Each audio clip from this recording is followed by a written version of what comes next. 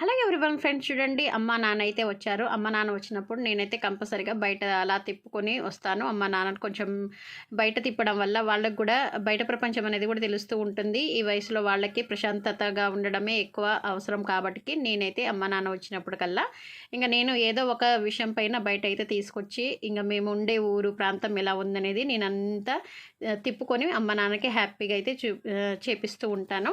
వాళ్ళు హ్యాపీగా ఉంటే చాలా సంతోషంగా అయితే అనిపిస్తూ ఉంటుంది. ప్రతి పిల్లలకైనా తల్లిదండ్రుల సంతోషమే కోరుకుంటూ ఉండాలి పిల్లలు కూడా.